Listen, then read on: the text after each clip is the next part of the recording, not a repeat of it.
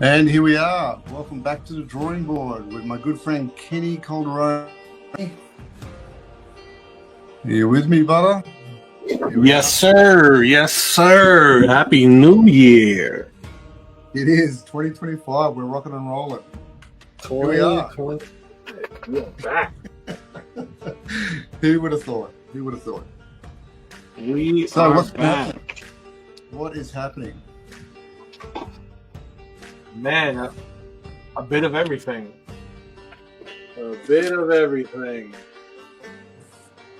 Well, I do have some very exciting things lined up this year.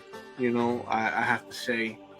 Can't really talk about too much of them right now, yeah. right? But stay tuned. With it's gonna be a crazy rollout, and it's only Q1. I got some shows lined up. I got some workshops, some events lined up. Some new things hitting the printing press. Very exciting. That's awesome. For those of you who are joining us for the first time, thank you. And also, our show is something that where Kenny and I sort of get together each week, and we bust out a bit of a drawing challenge. And we've got some different things coming this year. This theme is Master Universe. We've been riding this horse for a while, and we're looking to trying to progress it along. And we have had a little bit of an interim. We had a bit of a breather where Kenny and I were both sort of wrapped up in doing other work, which had to take priority. But the whole point of this show is that we are constantly practicing and honing what we do, and it's just about getting together and having a bit of fun too, and draw along with us. We encourage it. We love the interaction. And in saying that, I'm just going to bring up onto our little main stage there our list, the magical list, which I haven't looked at in a while. So we're at Teela at the moment. So we've got Zodak next, Evil Lynn. So we've got a few good ones. Faker, Many Faces. Yes. Faker's going to be good fun. Oh yeah. Ram Man, Trapjaw, and Triclops. And that'll finish our first run on the Masters of the Universe, which is exciting. And then we'll be on the tier 2. So let me have a look at, here's our refresher page, our inspiration page, where we looked at the original interpretations of Teela. You can see that little drawing in the middle was the original concept design by Mark Taylor. And that was before the toys came out. He designed the look of Teela. But then you can see all of our other iterations. We've got the sideshow figures, we've got the mini comics, animation, and the old back of the card illustration, which I love, that one on the left. Any thoughts on those, Kenny, now that you're back in the saddle and refreshed with looking at what Teela looks like? I do love the different interpretations of the character. I think that the only one that sort of feels like, I guess, a departure or the one that like stands out is the one from the mini comics. Like I feel like that's the only one that kind of is a departure from the toy designs and the statues. Mm-hmm. Yeah, you mean the one with the cobra wrapped around her, the armor? Is that the one you're talking about? No, I mean the blonde. Oh yes, the one down the bottom. Yeah. Yeah. Laying across the stone floor. Yeah. The one on the far right, I guess, is what I see as Teela. There's a sideshow. Right. That to me, that epitomizes the Teela from the animation and what she became in the mini comics, I guess. But yeah. So in knowing that and going back to our drawings, and I literally have not looked at mine until this morning, so I pulled it out. Neither have I. Yeah, so how do you feel about it now you've had a bit of time away from it? I feel good. Yeah. I think, I'm pretty sure you can kind of co-sign this. In the time away, I've like explored some new techniques, some new ways of expressing like the paint on the canvas, and I'm excited. I'm excited to kind of try those little techniques out on Teela.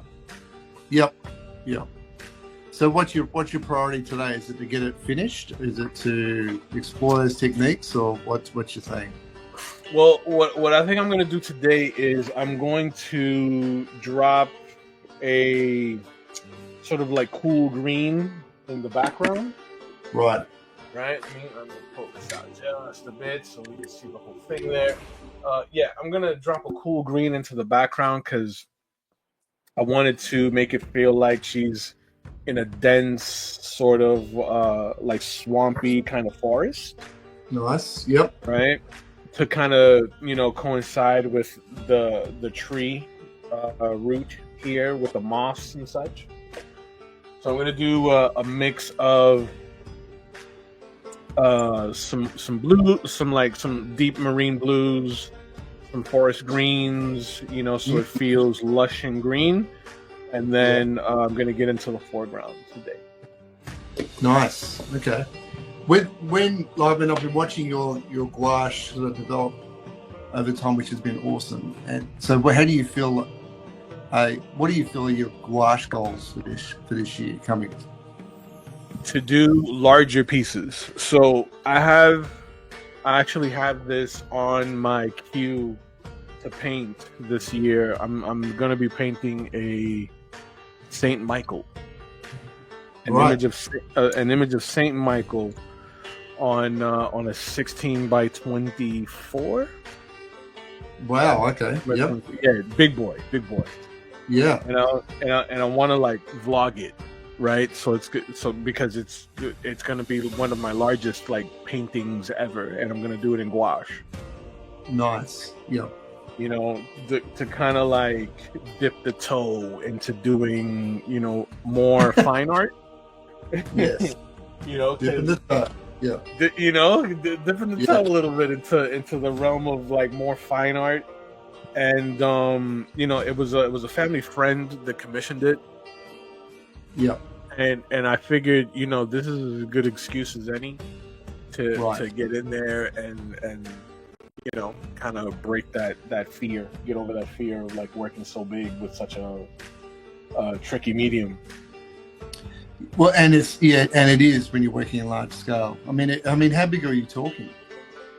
Oh yeah, it's 16 by 24. So it's it's a so think of like a standard portfolio bag. Yeah. It's that big. Yeah. 16 by 24. It's a big boy.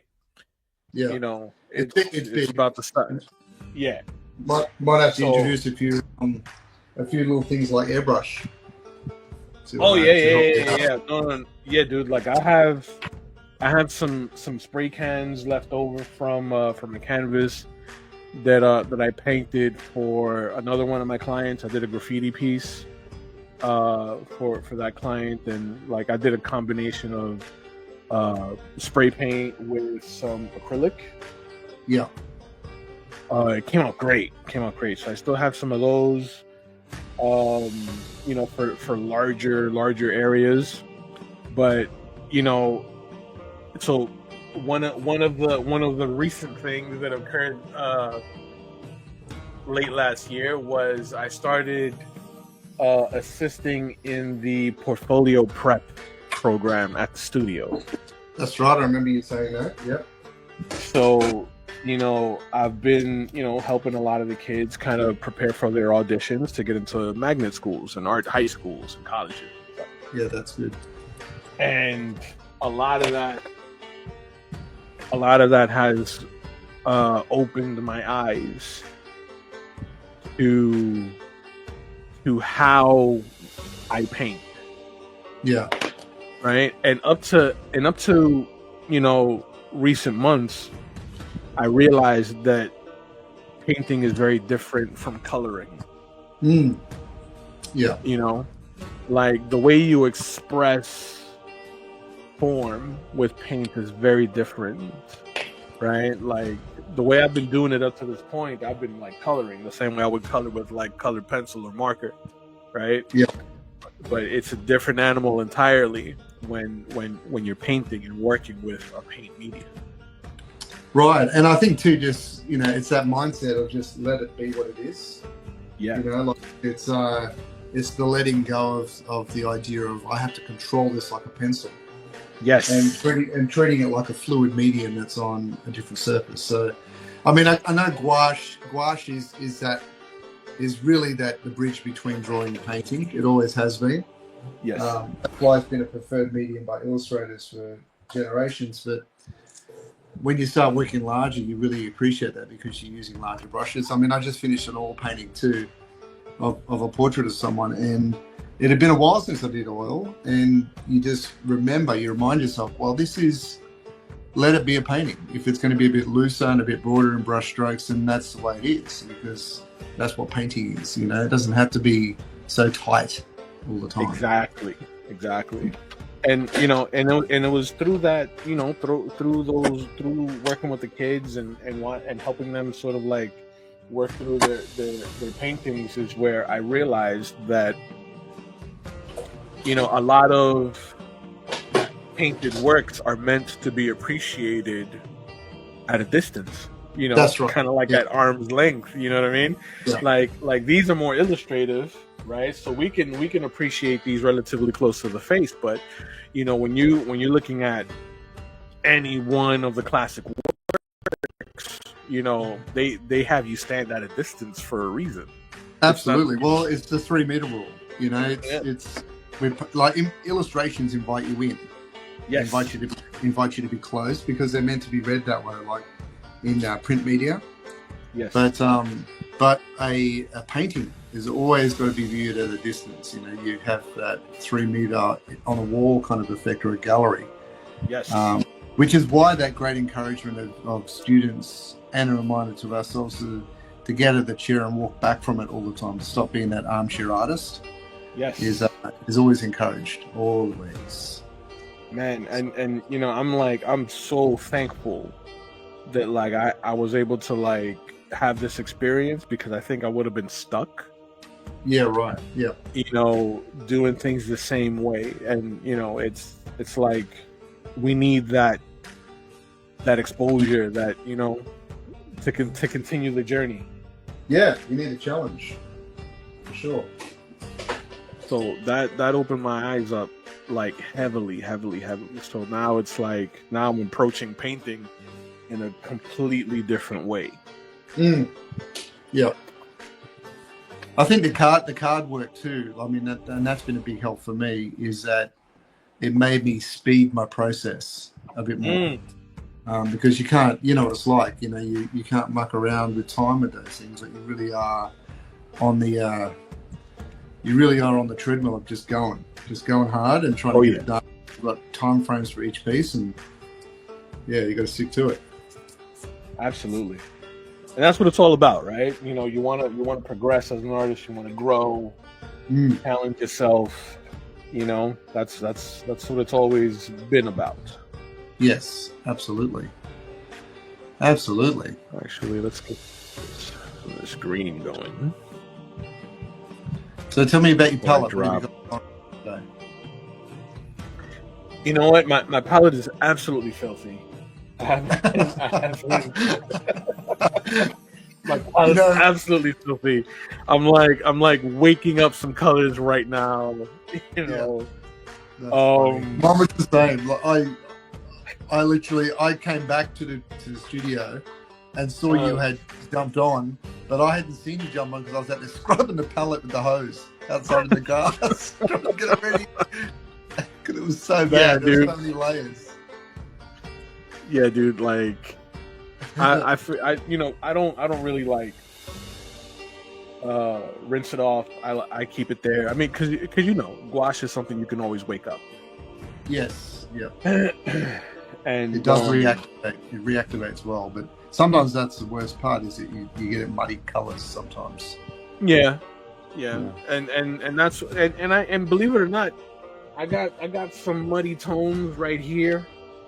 Yeah. right? And I'll use a lot of those muddier tones for background stuff. Yes. Or if I want to like pull textures, like if I'm like for example, today I'm going to be doing this tree. If I want to pull some like darker, muddier sort of like details out of the tree bark, you know what I mean? Yeah, for sure. Like I don't have to tell you, and I don't have to tell some of those watching right now that art materials are expensive. So, you know, you wanna make do with what you got, and they're not getting cheaper. I went down and bought some acrylic paints the other day because I'm starting to do acrylics for my covers. Yeah, and not cheap. It's stung. No. It's stung. I was like, whoa, really? Acrylics? No. That's why whenever like Jerry's, right? Jerry's Artorama is a big like art supplier down here. That's a great name, Jerry's Artorama. Yeah, Jerry's Artorama, and they always have deals going on, especially if you're an educator. Yeah, right. Yeah, right. And then there's always a Blick. Blick is also a big supporter of like education when it comes to art. Right. But Jerry's is kind of like walking into a Costco. Right. Okay, we do. Right, but it's like it's a wonderland of just art stuff. You know what I mean? It's like you can walk into a Jerry's and like get lost. You lose everything. You know, because they have everything, and it's like it's literally wall to wall. Anything that you could possibly need or use to create art, they got it in there. I'll have to put it on the visit list when I come to the States next. Yeah, because it's like like for example, a couple years ago, I was painting a mural at a skate park. Right. And I'm wondering, like, man, do I have to go to like a Home Depot or to like a Lowe's to go get like spray paint? Because there's an actual paint shop like that sells spray paint for graffiti purposes, but it's in Wynwood. It's in like downtown Miami. Right? So they produce it for that, like the nozzles and stuff that you slowly. Yes. Like it's a actual like graffiti shop where they got like grease markers and nice. it's another type of wonderland in there. Yeah. Right? Yeah. So I'm like, man, where am I gonna be able to, kind of get, paint that I'm gonna need for this mural? Because it was a pretty decent sized wall. Yeah. And I saw that Jerry's had them. So I go to Jerry's, and it was the first time I walked into a Jerry's, and I'm like, oh man, this is my new spot. It's like, do you remember the feeling of an impromptu visit to Toys R Us as a kid? Yeah. It was like that. Yeah. It was 100% like that. It's corridors of amazingness. Oh, everything, dude. They had it was like 2 aisles of just sketchbooks. It was like 2 aisles of just sketchbooks. That's incredible. Moleskin, leather bound. It was just, and if you know, you know. Like exactly. And it was another 2 aisles of just brushes. Yeah. You know what I'm saying? Yeah. Like, oh man. I'm getting that emotional thinking about it. Oh man, dude, it's like, and then to top it all off, they offer like this like membership program. Yeah, stop right? it, Jerry. Stop it, Jerry. They offer this membership program where you get a crazy discount on anything you buy. Yeah, right. So it's almost like buying the art materials wholesale. Yeah. Then I literally bought something close to about $250 worth of like paint, markers, acrylic markers. I walked out of it like loaded up for like the full mural, right? Yeah. And bro, I spent I spent $120. Wow, dude. Yeah. and I had paint that left over. Yeah. Okay, like I had paint left over, like I overshot. You know what I'm saying? It's just like this is. It was beautiful. It was beautiful. I had a joke then, but I didn't want to take us off the rail too soon because it's clearly I'm getting the blame for that. So I'm trying to be better behaved. All right, of course, Chris, you know, New Year's resolutions and such.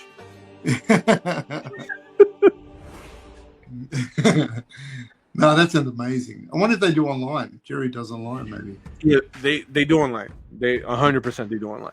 100%. Jerry's Artorama. And then, yeah, they're fantastic, man. Fantastic. That like we went to shop for my son for Christmas, right? Because Dominic has been he's been drawing more. Good. Right, and you know he was here over the last summer, and yes. I taught him how to ink a little bit. I showed him, you know, the difference between drawing pencils, like the B's and the H's, you know, and I gave him like a little sketchbook that I personalized for him, and you know, every so often he'll call me up and he's like, "Hey, Dad, let me show you what I drew this week," and he's, you know, he's on it. So for Christmas, we went and we got him some sketchbooks that he could kind of like travel with, right? And a set of Posca pens because he's been eyeballing my set. Yes, and he loves that. The slowly disappearing off the table. Oh yeah, he loves the Posca pens. Chris Borman. Captain Chris Borman is back. Yes, it is us, Chris. We have returned. Indeed. We're back. We're back. Yeah, the Posca pens are fun. They're tricky in the classroom though because they stain everything. They're a bit rough on the tables, but they're good fun.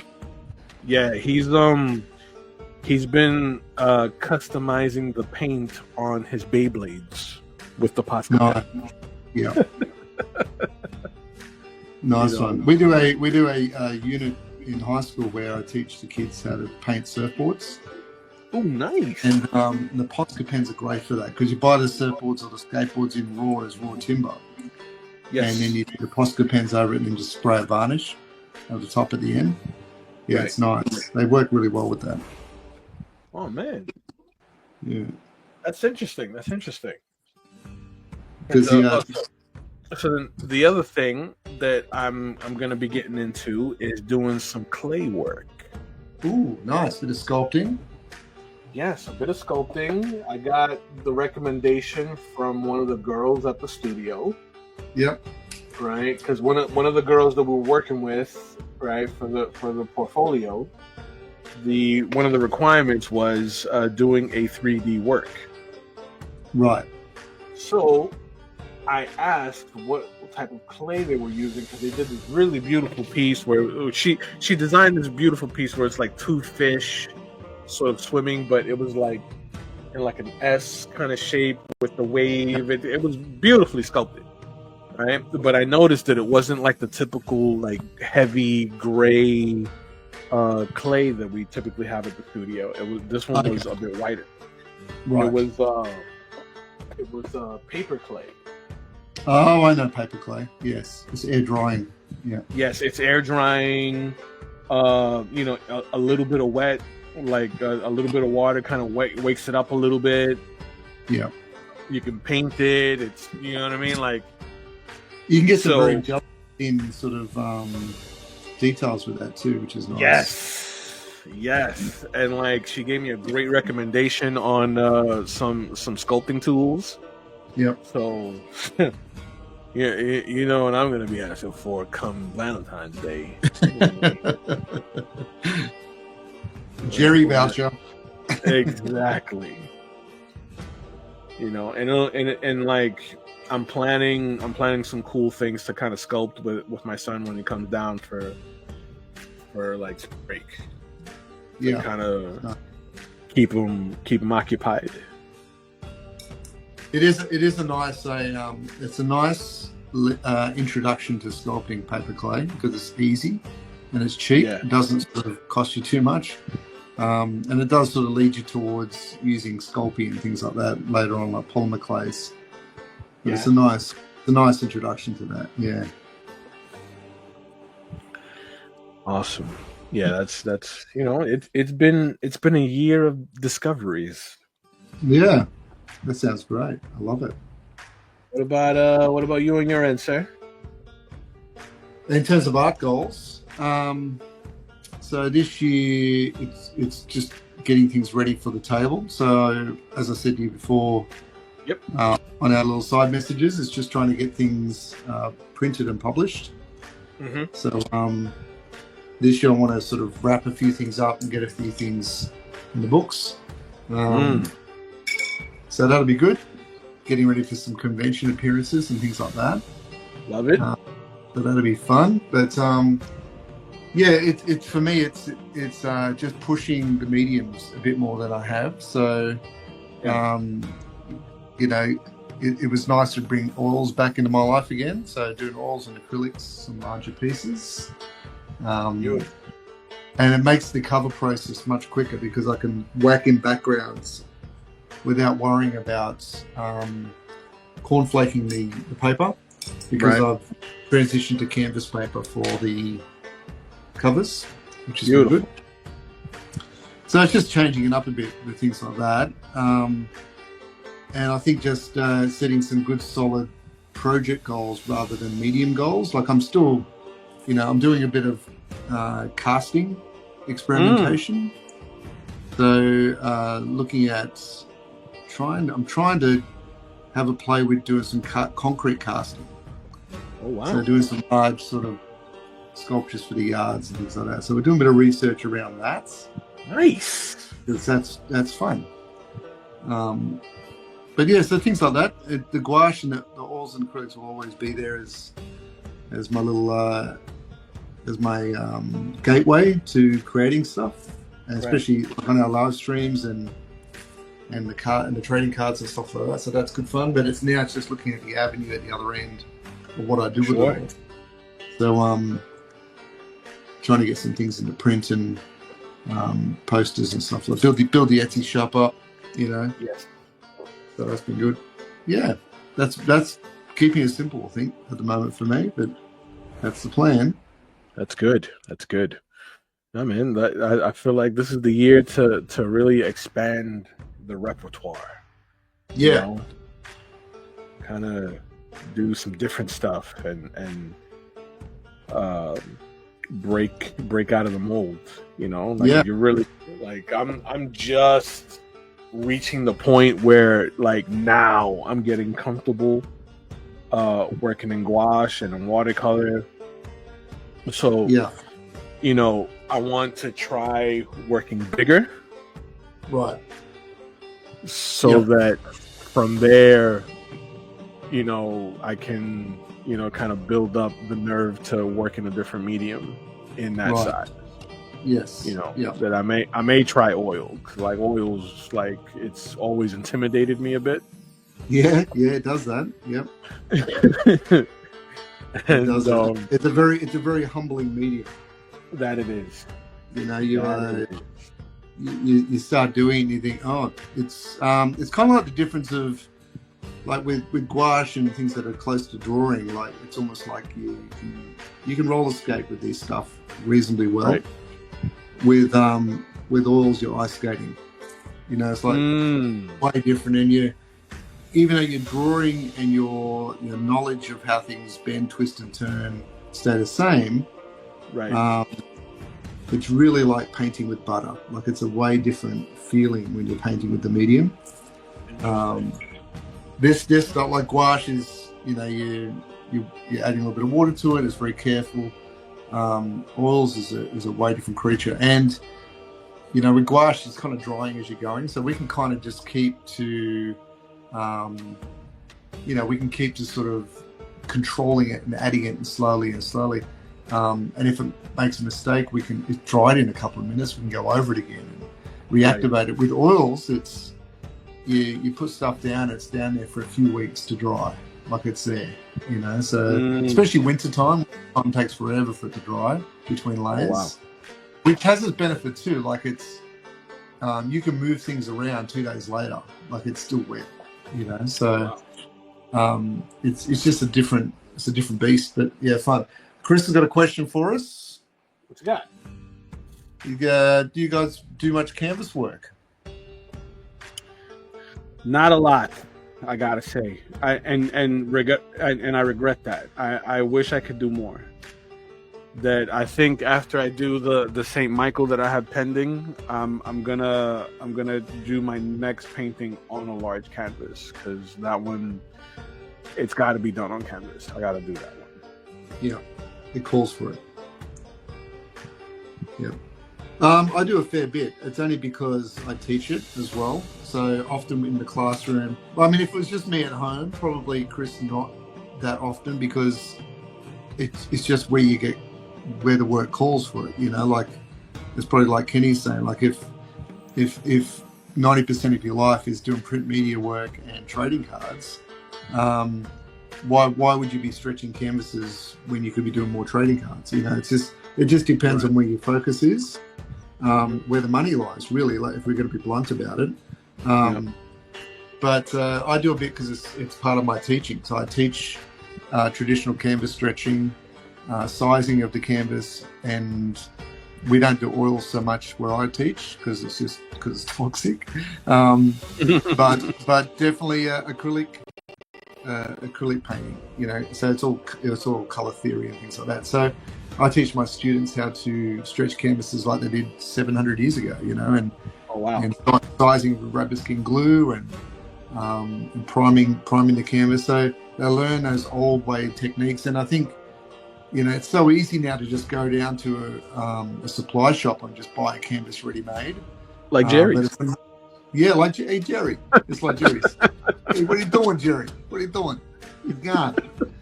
But it's he's just gone.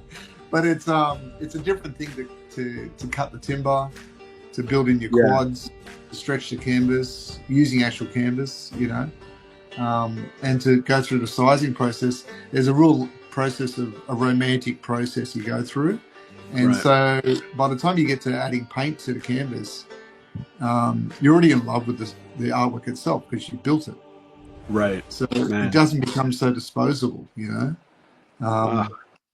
And it holds a different energy. Like, I mean, when you sell something that you've made from the beginning to the end, including what you painted on, it's a whole different thing.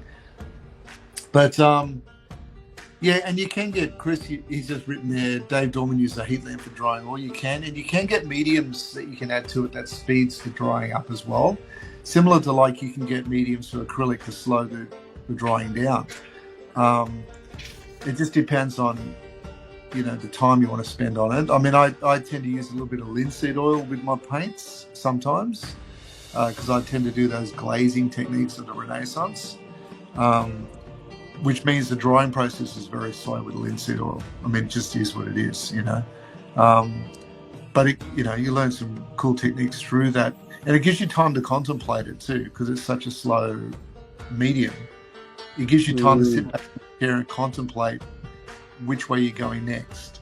Sometimes the thinking process before you brush the canvas is more powerful than the actual brush to canvas because it's deliberating. If that makes sense. Yep. Well, for me. Good. I'm sure it does the Chris too. He's an artist. He knows what he's doing.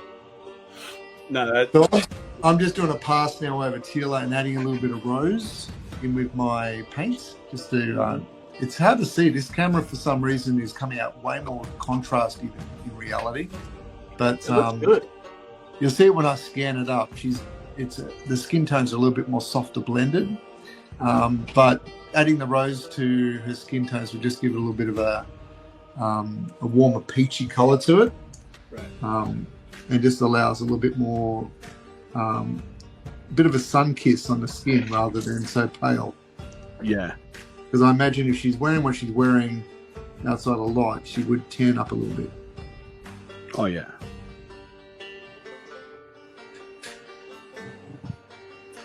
Chris says he's lazy, uses canvas board. Nothing wrong with that either. The only issue I have with canvas board is sometimes it buckles and warps a bit. But it's a quick one to whack a small picture together and throw it in a frame, they're good for that. And they're very easy to post, which is another good benefit for canvas boards. You can throw it into rigid mailers and get them off as well. True. The old rigid mailer. So I've been noticing, Kenny, you've been cracking out some of the Marvel commissions, the Moon Knights. Oh yeah, fantastic. Really getting some of those done. I've noticed you've sort of stepped it up in terms of the next level, in terms of what you're doing with those, and it's very impressive, dude. I've got to say. Thank you, sir. It's it's all about growth. It's all about growth. That I'm really, really thankful for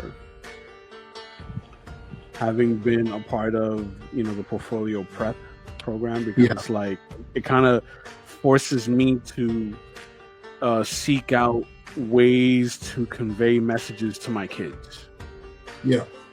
Right. That had it been for me, I probably wouldn't do. You know what I mean? Because like when it's for you, it's like you have your way of understanding things, so it's like because it makes sense to you. You don't need to further elaborate. But when it's when you're explaining it to a 14-year-old, and it's got to make sense to them in their brain, so that now, okay, boom, they understand it, and now they can apply what you're trying to teach them. You kind of open yourself up to new philosophies. Right. Well, I mean, sometimes, like the old saying goes, sometimes the best way to understand it is to teach it. And because while you're vocalizing it, you're allowing those new questions to arrive, because you bring it out, you're talking it out. It's and often it happens while you're teaching it. You think, oh. Yes. Now I finally understand this, George. And then like, what? You didn't understand it before? No, I did. I've had those moments, like verbatim. Revelation. It was verbatim, I'm like, you just do this, you're doing that, and they're like, oh, okay, that makes total sense. So yeah, absolutely. Because otherwise, it's a level of understanding without explanation. But when you're explaining it, you know what I mean. But to explain it to someone else that in a way that it has to make sense. Yes. Therein lies the challenge. Yeah, absolutely. That when I had that revelation, one of those times that I had that revelation is when I said, "Oh, you're coloring, you're not painting." Right, and then you get you know what I mean? Because it was like, you know what I mean? And it was something that just totally jumped out of my body. I did, it wasn't like. Yep. Wait a you know what I mean? Because she was because they all call me Mr. Kenny. So she goes, Mr. Kenny, what do you think of this painting? I don't like, how do you think these colors are kind of like, working together? I was like, it looks like you're coloring, you're not painting. Yes. And then it was in that moment I had like one of those, you know what I'm saying? I could just see you looking quietly to the side. I was like, holy crap, I've just made a universe of sense right now. You know what I mean? Yes. And then she was like, you know, seemed like I saw it in her face too. She was like, okay. Yes. So I was like, I know what you are. Wow. Yeah. Like, holy crap, I'm better than I thought. You know what I mean? Absolutely. Here we go. Chris has said he's had the same aha moment you've had doing a 3D perspective in drafting. Yeah. There it is. Yeah. It's funny. By and large, teaching has been one of the most rewarding experiences like I've had in like my art career. Period. Yeah. I love it. Like I feel like like being an artist and then teaching art, like it's a very natural symbiosis. Yes. Yeah. Well, some artists can't do it. You know, I've seen artists that can't, for whatever reason, whether it's fear, whether it's lack of their own comfortable ego, they can't let go of the knowledge because they feel like they are training competition. And I've even heard one of my early painting teachers. He was an older guy. He was very good at what he taught and the way he taught. But he said to the class, like we were all adults at this stage, but he said to us, I'm only going to ever teach you 80% of what I know. He goes, because then I don't want you to be me. I was like, well, that's an uncomfortable ego. That's someone that can't, that, you know, and if really, I mean, if you are really that evolving artist, they'll never catch you, really, because you'll be to the next bit. You'll be on to the next bit. You'll be on to the next bit. Exactly. If he's in that same space where they can lap him, then he truly will never reach master status. You know, I guess in that sense. That's right. But yeah, interesting. There's some people who like that. They just can't let it go. Yep. Oh, Chris has had another moment, realizing an armature is exactly a skeleton's dimensions. Yes. Boom. Yes, sir. Now, Kenny, it's been a while since we've chatted live. There's been a bit of news. There's been a lot of news. Oh, man. There's been so much news. So much. So much. Where do you start? There's so much. I'm so unprepared. I feel like there's so much revelations. Indeed. They're coming out of the world. But let's start with a bit of Superman. Yes. Let's start with a bit of Superman, indeed. Because I know that he's both of our favorites. Indeed. Yes, sir. Yes, sir. Do it. Let's talk about it. What are your thoughts on the new Superman and the trailer? So my first impressions of, like, say, for example, the suit. Yeah. The suit, I wasn't too keen on it, right? I felt like it was a little too baggy for him, right? Right. But you know what I'm saying? Like it felt like a Party City, you know, kind of costume. I'm like, I don't want to see me in a suit. I want to see Superman in a suit. You know what I mean? I felt like it was a little baggy on him. Yeah, you know? Yeah. It was swimmy. It was a bit swimmy. You know? Yeah, like his collar was all loose and whatnot. Yeah. You know? No, this is Superman, right? Yeah. So then I saw the trailer and I'm like, okay. Then it kind of grew on. Yeah. Okay?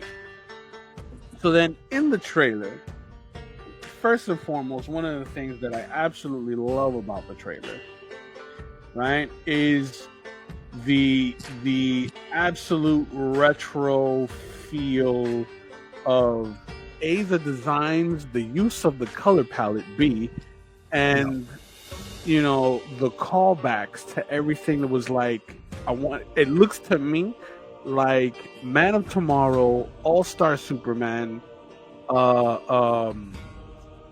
and JLA, the Justice League of America from the mid to late 90s. Right. Yeah. Like that's the vibe that it gave. Yeah. Okay. You know, like the did you see the purple and the green on the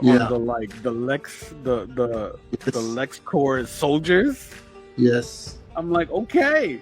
You know, James, James Gunn he's talking my language now. He's respecting the IP.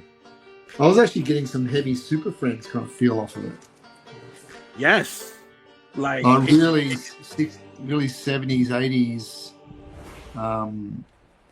That real Super Friends kind of color, and not afraid to look at the comics. Like Crypto. Right. Crypto was probably my favorite part of the whole trailer, honestly. Yeah. Like to get a legit Crypto, I didn't even mind that he was like a shaggy dog instead of like a. I know that bothered me a bit, but I didn't mind that he was a shaggy dog. But he had the cape, right? The cape was important. If they had on the cape, I don't know. That would be hard. Yeah. He sold me when the ear went up and he tilted his head a little bit. You know what I mean? Yeah. And he was like, boom, right? So I was like, oh, I want a Crypto, right? Yes. And I agree with Chris a bit. Chris just said that it bothers him that it's got the Kingdom Come emblem. I was like, it does be a bit too. I kind of want it to be a Kingdom Come rather than a marriage between the two. Like I want there to be a Kingdom Come one day. Right. Because I would, you and I would both kill to see that film. Like, absolutely. So I kind of would love that to be the reveal for Kingdom Come, but anyway, it is what it is. So then, I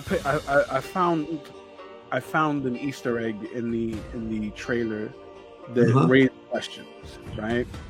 It kind of gave me a little bit of speculation, or like it raised a little bit of questions, but then it kind of like I didn't want to like spoil the movie for myself in that regard, right? Yeah. So there's a scene where Superman is fighting a guy in a stadium. Right. He catches the tackle when the guy shoots at him or shoots towards him, and then he like knocks him back, and then you can very clearly see a U on his chest. Okay. Yeah. So, when we see a character that can go toe to toe with Superman, we immediately think Ultraman, right? Absolutely. Yep.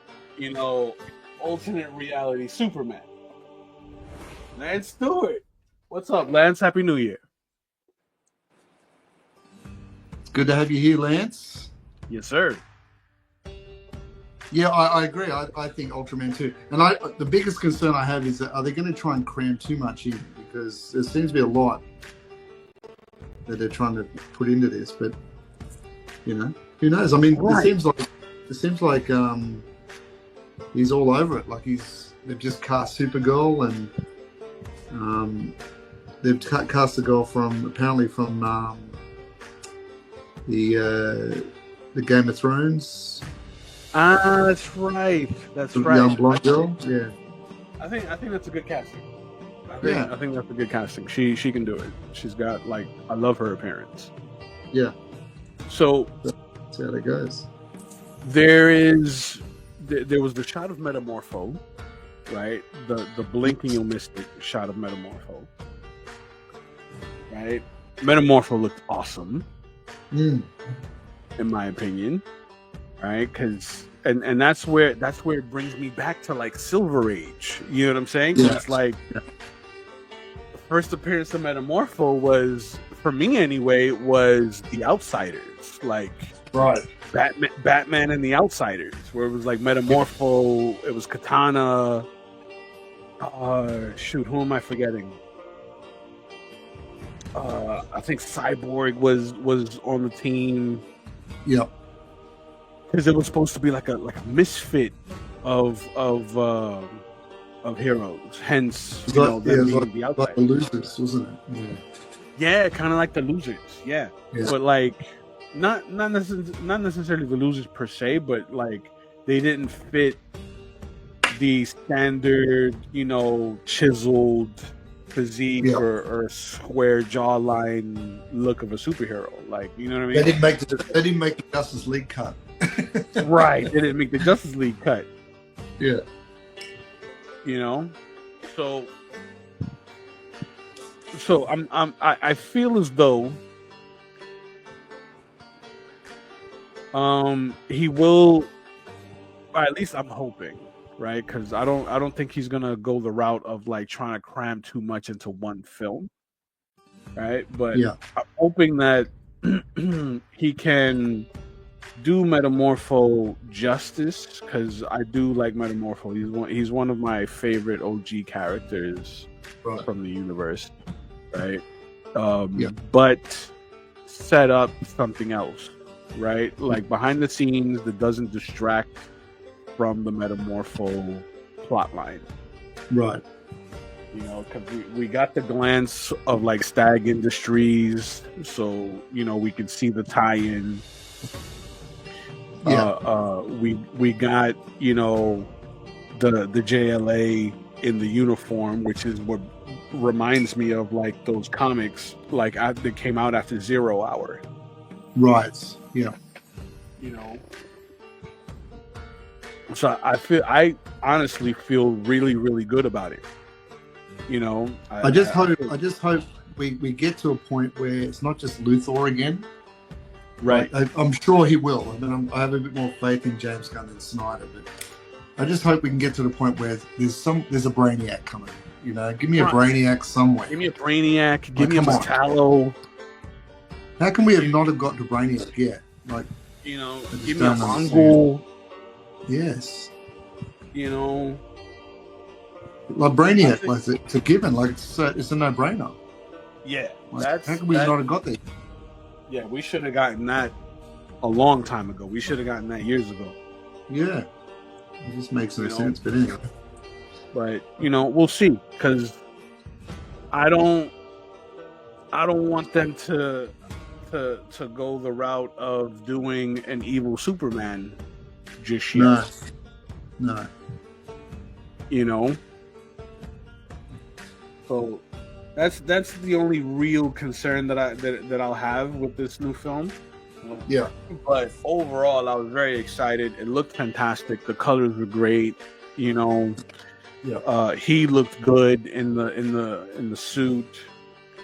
Yeah. And it gives me that same sort of optimism and uplifting energy that that I would get from like the old Christopher Reeve films. Yeah. The Richard Donner films. Yep. I did like that they included the melody of the original John Williams theme. Yes. In the trailer. That's essential. All right. Okay. You know what you're doing. Your marketing team knows what they're doing. Yeah, absolutely. The only thing that really bothered me, like watching the trailer, was Guy Gardner's wig. That's what bothered me. Because he looked like Randy Quaid in Kingpin.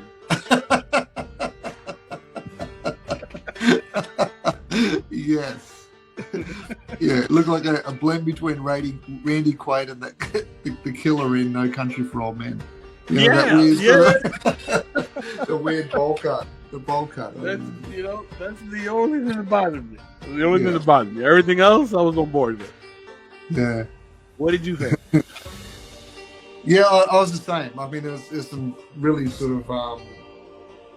I mean, what I look for a superhero movie, especially Superman, is that it just has that hope, that Superman that he's all about, and that's what I think Snyder took too long to get to. Right.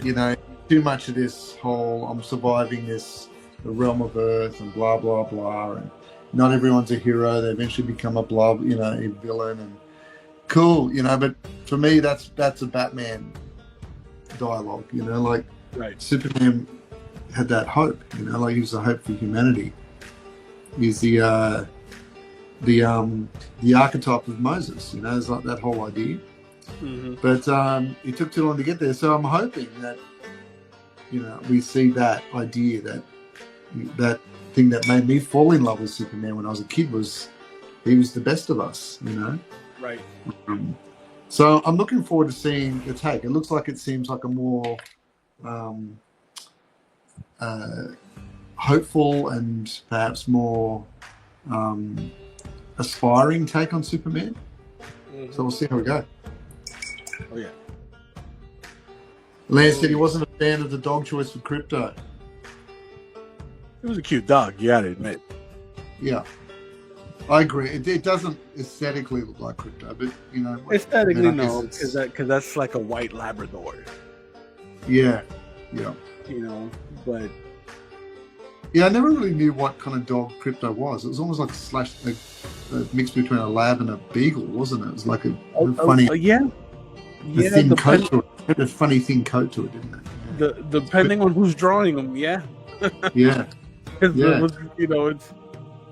like during what the Super Friends, he gave more of a Labrador, kind of build, kind of breed, right? Because he wasn't a huge dog, but he was a big dog. Yeah. And then there's some iterations where he's a bit smaller. He gives a little more of a Jack Russell, like a large Jack Russell. Yes. But I don't know. I'm willing to accept the Shaggy Crypto if they give me a decent depiction of the characters. And if you've got Crypto in, is there going to be a Streaky the Cat for Supergirl? That's what I want. Is there going to be Streaky? There's a deep cut. There's a deep cut for you. That's a super deep cut. Super deep cut. Now, I don't mind deep cuts, but everything has its limits. Yeah, not everything needs a cut. What are we doing? We need limits. I would officially check out if he gives me Mixelplay. You'd go see it. Come on, let's be real. I would. Especially if it was what's his name? Shoot, from Game of Thrones. Oh yeah. You know who I'm talking about. Another one, Dinkler. Yes. Peter Dinklage. If it was Peter Dinklage playing Mr. Flick, I'm there. Yes. I think he would play the crap out of that character. Oh, that'd be good. Here at Back to the Drawing Board, ladies and gentlemen, the views expressed by Will and Kenny are not that of the brand. So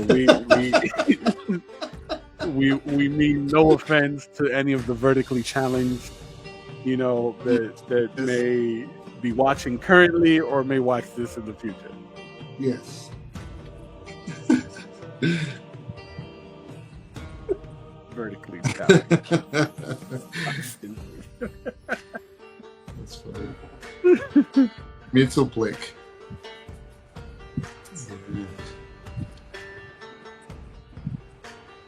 So the Penguin. Yeah. Oh man, how good was that? That was fantastic. How good was the Penguin? That was absolutely fantastic. I got non-comic fans like raving about that series. Yeah. It's really, really great. It's a great mix between our two favorite genres, superheroes and Goodfellas. Yes. 100%. 100%. Very, very well written. Very well done. Very, very impressed with it. Now, in retrospect, it makes me a little sad that, we gotta wait such a long time before we get the next Batman. Right. I wonder what they're going to do with that. Like, I mean, I know that they've got another Batman coming out, but in that sort of universe. But I wonder what James Gunn's going to do with that. Like, is obviously a recast, or is he going to keep that Batman? Like, so I've been led to believe that the Pattinson Batman is going to stay his own, like, self-contained universe. He's not going Right. to be a part of the greater DCU that James Right. Gunn is building. Okay. So that's going to be its own self-contained thing. And Okay. there's a Sort of rumor, like an Elseworlds kind of thing. kind of like an Elseworld thing, right? Yeah. And then there's a rumor that he may have already cast Batman. Right. And it's have you ever seen Titans, the TV show on Yeah, I did. I did watch some of it. I didn't get to the end of it. on Max? So Yeah. the actor that played Hawk, Oh yeah. Yep. of Hawk and Dove, that he's been on like Jack Reacher, the series currently. He's a big guy. Pretty solid. He's a big guy, and I could totally see him playing Batman. Yeah. He's got the physique, he's got the jaw. Yeah. Okay. So that's the rumor, Yeah. right? Not confirmed. Me personally, I could see him doing it, or I could see Jensen Ackles doing it. Okay. Now, Jensen Ackles isn't necessarily a big guy, Yeah. but he's got that gruff kind of voice. Yeah.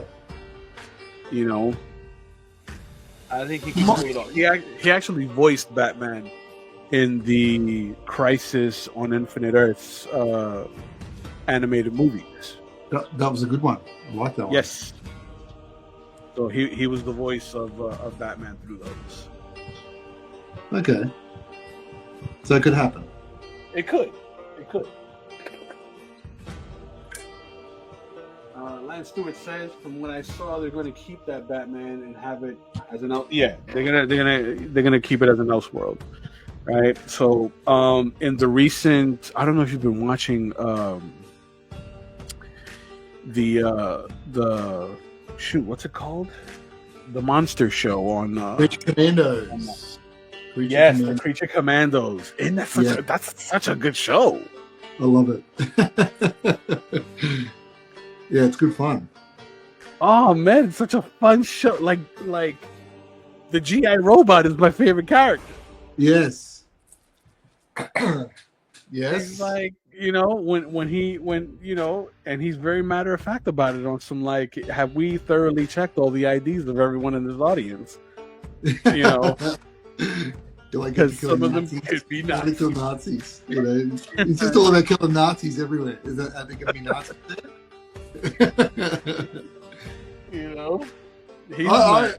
I love that it's just so unashamedly violent. Like just yes. Like the Dr. Foster is just burning through people's heads. Like this doesn't care. Like yeah, just burning through someone's face. It's so good. And man, they got a stacked cast. Right. They got a stacked cast of actors on Creature Commandos. Yeah, it's good. Yeah, and I you know me, I'm a old school horror guy. I love the Universal monsters. That's my one of my little loves. It's great to see the bride getting into it. I didn't know if I'd really like Frankenstein. I thought that was a bit off-putting, but they are restricted by what they can do because of Universal, but. Because they can't actually make it look like Carlos, which is always tricky. Of course. Yeah. So Lance Stewart says the original CW Aquaman is the same guy. I don't remember that one. Yeah. And Chris Ballmer said Alan Richardson could pull off Batman, but I can't see him pulling off Bruce Wayne. That's the tricky thing, isn't it? You got to have the two sides of the coin for the man in the cowl. He's got to be able to play. Sure. He's got to be able to play the facade of Bruce Wayne, and the drive, the crazy drive that Batman has to do what he keeps doing. Oh yeah. But yeah, no, they got it. That's such a good show. It's really like well casted. Yeah, like that's Indira Varma playing the bride. She was the the Princess of Dorne in yeah, right. in Okay. Game of Thrones. Yeah, right. Okay. You know, Frank Grillo is Rick Flag, Yes. right? This guy Alan. What's his, he's got a weird last name. Alan Tudyk. Tudyk as Dr. Phosphorus. K2SO. Rogue One. Yes, That's it. yes, and Firefly. Yes. Yeah. Yes, David Arbor is Frankenstein. Is that Hellboy? And the guy from Yeah, Strange- it's the recent Hellboy. Yeah, they have such a good like cast on the show, and Sean Gunn back as Weasel, and GI Robot. Yeah. I like how James is throwing his brother in there in like these weird these weird character roles. I did feel like the creature from the Black Lagoon girl didn't get her day in the sun enough. Yeah, I don't think she's. She wasn't I a don't think fit she for hasn't the gotten thing. it yet. I think Yeah. she'll get it, but I think she hasn't gotten it yet. You know, because like every character up to this point has had an episode where like they've shined. Did You you know what I finish mean? it? Did you finish it, Kenny? I haven't finished it yet. I think the last episode that I saw was the episode where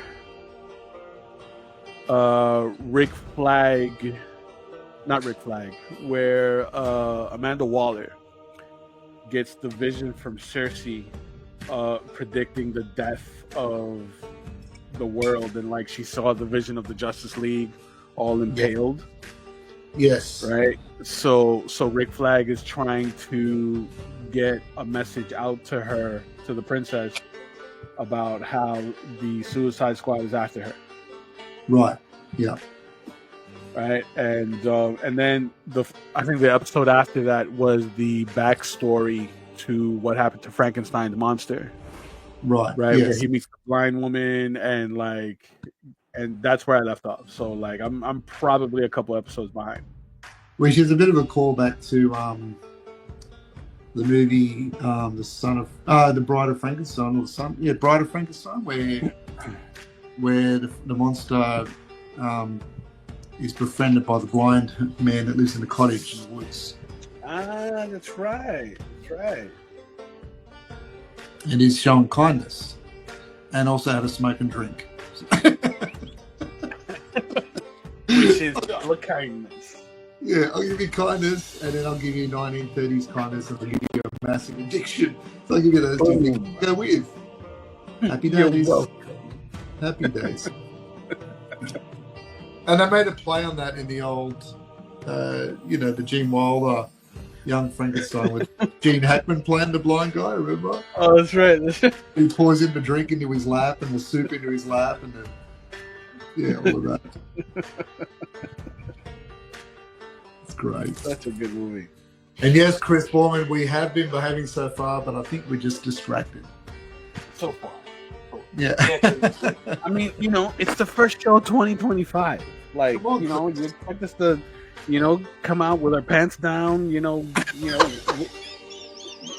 what I mean? Shaking the wang at the audience, like, like, come on. You gotta, let us build up to it. Let's warm up the engine a little. Uncle Kenny's up to no good again. He's come out with his pants down. Where's Corvette? Where is Corvette? I mean, we haven't seen or heard from Corvette in a bit. Yeah. Yes. She's usually the hall monitor. Yeah. Exactly. What about the Red Hulk film that's coming out? What do you think about that? Honestly, I'm completely uninterested. Honestly, I'm completely uninterested right now. I mean, like, the MCU would have to do a whole lot to get me to tune in again. I mean, the only good thing that I can anticipate right now is Daredevil. Right. Yeah. That trailer looked fantastic. Yes. Yeah. Like that, I am all over that. Which was again almost like an adult MCU, wasn't it? When it was on Netflix, it was Absolutely. like Punisher. Like that, the fact that they got the Punisher guy back again, and I think that's going to be a win. But yeah, I struggle with the whole with the MCU. I feel like it's kind of lost its way a bit. Like it doesn't. This is just my opinion only. I really don't have that kind of fan insider kind of look to it, but just from the outside looking in, it feels like they've kind of lost their way a little bit with everything. Yeah. It doesn't feel like they have a real focus. I think with Chris Evans and Robert Downey leaving, I think they're probably finding it hard to find their mainstay again. But who knows? Yeah, I mean, and now we bring in RDJ back as Doom. Like I feel like that's a Hail Mary. I don't understand that. Explain that to me. How does that work? You know, I think it's a desperation move to kind of right the ship. Right. Like because RDJ, Chris Evans, obviously the original crew of Avengers are beloved. You know what I mean? And I feel like, sure, you know, over the span of like 8-9 movies, you know, a whole decade has gone by. Right. You know, so everybody's kind of aging out of those parts, but it's you know, you can't keep doing it. Yeah, and then they keep attempting to replace them with younger counterparts using the TV shows that they were airing over the pandemic. Right. But yes. You know, it's not resonating the way the films did, because the films gave you like that character development. You know, these are the OG characters, so it's like, you know, you're looking forward to them. You know, as opposed to giving us. I think Star Wars has done the same mistake. Star Wars has done the same mistake. Yeah, absolutely. You know, I mean, that's why it's called the Marvel Cinematic Universe. The whole idea of it being cinematic in feel, right? Not an episodic show, you know. Right. But how would you feel if they recast Tony Stark with someone that had the same charm that Robert Downey has? Would you feel accepting of that, or would you find it hard to? At this point, I would find it really difficult. Yeah. Because, you know, before RDJ played Iron Man, like Iron Man wasn't like one of the A-listers. Iron Man was you know, C tier, D tier, easily. Right. Like in terms of like popularity, right? So, do you think maybe a reset could be in order, where it starts with the first family, like Fantastic Four? It's possible. It's possible. I mean, because that's coming out soon, isn't it? Yeah, they're doing this whole like Secret Wars thing, and I know that's happening for sure. Yeah. So, you know, they're not slowing down with the whole multiverse angle anytime soon. Right. That for me at this point, like I've gotten multiversed out. You know, like give me a plain old continuity that I can follow, that I can connect with. Yes. You know, everybody's doing a multiversal like angle, and it's, you know, and it's getting to a point where it's kind of done to death. Yeah. Yeah. There she is. Corvette is in the house. The Corvette. Happy New Year, Yvette. We've been lost without our archivist.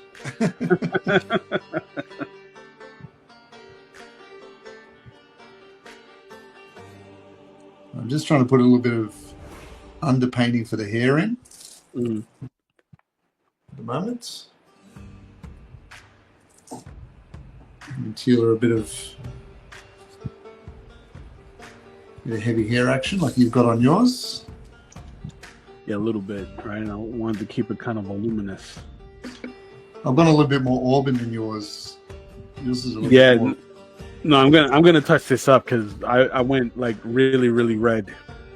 Yeah. Like it's too warm for my liking. Right. Yeah, so now I'm gonna drop in some of the brown for the tree. I think I've done quite enough here with the bush in the back. It's looking good. I like how you got the Thanks. dark watercolory undertones there. A little bit, you know, and kind of and build it up. Oh, event. Where do we start? Where do we start on what you missed? I don't know. We've talked about Kenny coming out with no pants on. We've talked about Superman, the Superman movie. We're probably only not even a tenth through the news that's happened between now and then. But there's so much to catch up on.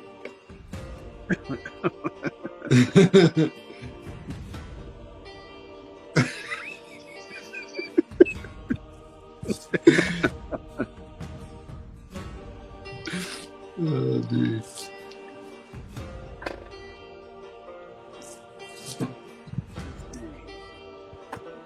It says, I like the skin tones. I've dated a lot of redheads. Oh, okay, Chris. I see. Chris is a man of culture.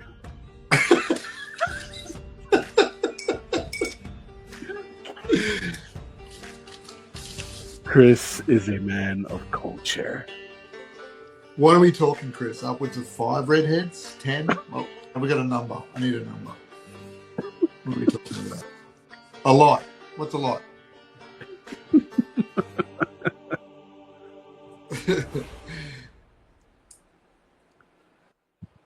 So, very disappointing news with Neil Gaiman this week. That's come out. Ooh, tell me about it. Have you read much about what's going on there? I do know that there was the issue with the sexual allegations. Yeah. So there's been this big article that's come out talking about the multiple allegations. Oof. Of Naughty Neil. Yeah, it's almost beyond naughty. It's pretty horrendous, actually. But wow. It's sad to see that happen, but unfortunately, it's like we talked about before. There's that unsafe ego with some people, right?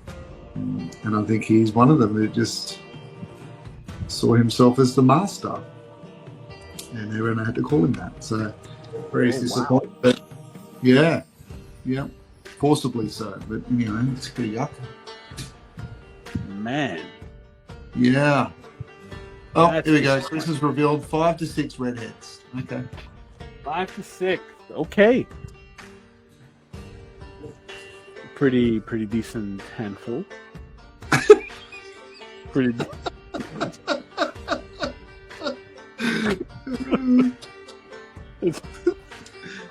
We're not shopping for fruit. We're not shopping for fruit here, Ken.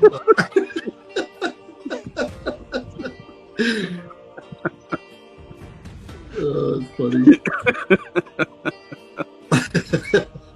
I tell you.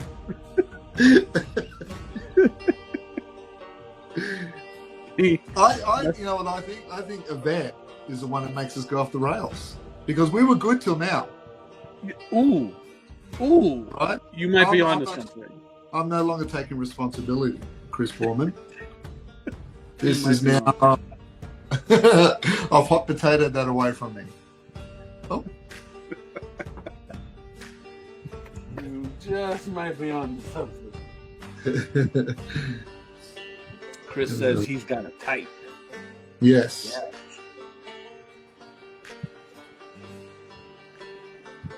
If the hair's not fiery and she's afraid of the sun, it ain't right.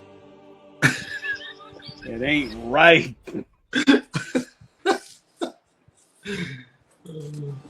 So I'm just putting in a bit of the. We've got the old animal skin boots going on here. I like it. But she's cracking out the extra element of the high heel. She got the high heel happening on the animal skin boots. Yeah. How does that work? Like, in terms of like producing something like that, how does that work? You know what? I think it would be interesting to see like a spin-off, like a single one-shot episode spin-off of like the Cobbler of Eternia. Yes. You know? Cobblers of Eternia. Sort of like Desperate Housewives. Yeah, and you could jump around, like you could jump around episodically, like in that episode from scene to scene where you go to the armorer's place and then you go to the leather maker. You go to the construction worker that's got to build Castle Grayskull. Like, he wants what? What does he want? A tower? What? What do you mean? I want the frustration of the everyman. I want the frustration of, what do you mean she wants high heels? How am I going to do that? I'm out of the black fur. We've killed everything. There's nothing left. You know? How are we going to source that? And then like slapping the apprentice across the face because he's frustrated. We need more Flumulus.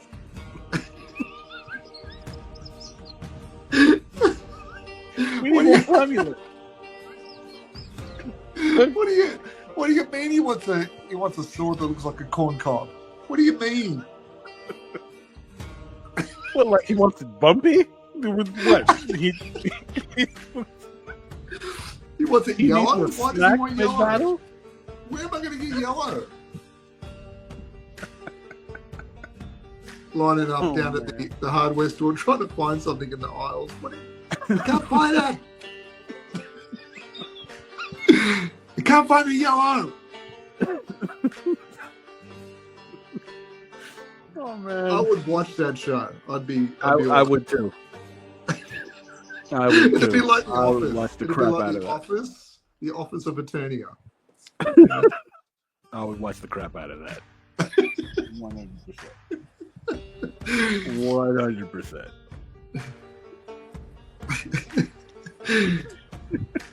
The frustrations, you know. Oh yeah. What do you mean? I don't understand the blueprint of what they want. Why do you want to ride a cat? What do you, Are we out of horses? When did we have green cats? What the hell? What do you mean the cat can talk? What do you mean? Why do you want to ride it if it can talk?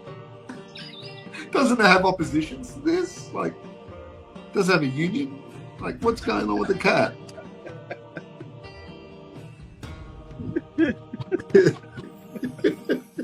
What do you mean he's got a skull for a head? That doesn't make any sense to me. That makes no sense. What? No muscles? He's got no muscles? Like, what do you mean? How He's does got no he eat? lips? What do you mean no lips? How's he talking on the phone? How does he say S? You know, that's 100% something I would watch. Yes. Oh man, that's good stuff. What do you want? He wants a vehicle that looks like a spider, a spinning spider. What? Why? How am I going to make that? And yelling out across the workshop, "Hey, does anyone know how to make this? A spider vehicle by next week." Yeah, it's the weird guy again. The weird guy's back. It's the weird guy again. The weird guy. Yeah. You know, listen, I don't know why we keep making this stuff. He keeps paying. Shut up. Find me a spider. Find me some spider machine parts. Yes, you have to paint the eyes on it. Yes, there must be painted eyes. All right. Make it happen. It can happen. Someone get me a copy now. So Chris said it's been a while. I don't remember the list. Is there an Orko? Let's have a look where Orko is on the list.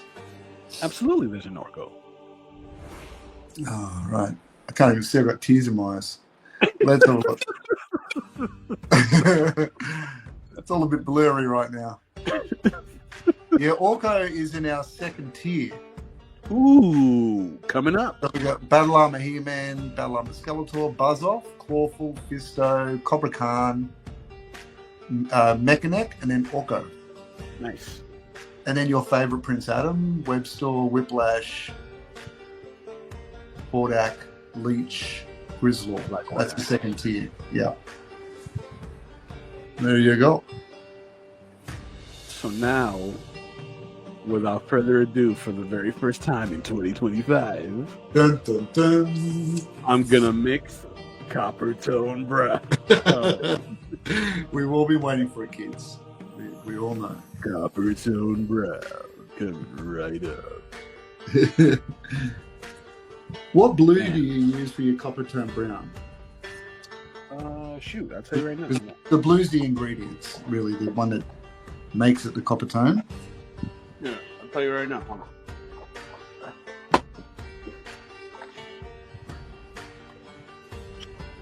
I use the Prussian blue Yes, that's what I use. Yep. and Bit Van of Dyke burnt Brown. umber. Burnt umber. Van Dyke Brown. Van Dyke. Yeah, very similar. Yep. Very good. And that gives me the Copper Tone Brown. Yes. Commonly known as copper tone brown. Indeed.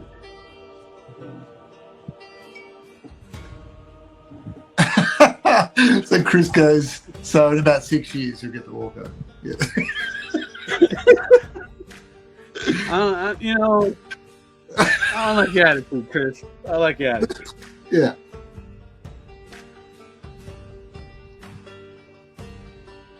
Jesus, Chris. Do you think this is easy? You think this is easy doing this?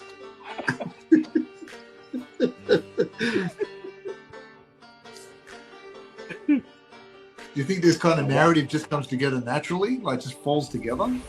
Right? Yeah, the planning. The lack of planning. The lack of planning goes into this. It's unparalleled. Oh, man. Put a little bit of green in that copper tone. Cool off that brown just a bit. Got okay. Now let's get the blue. Correct, Chris Foreman. Correct. Wow, look at that. Yes. Yes. Thank goodness for Agatha Christie. I've always said that. Let's get a bit of this forest green and a bit of this Prussian blue.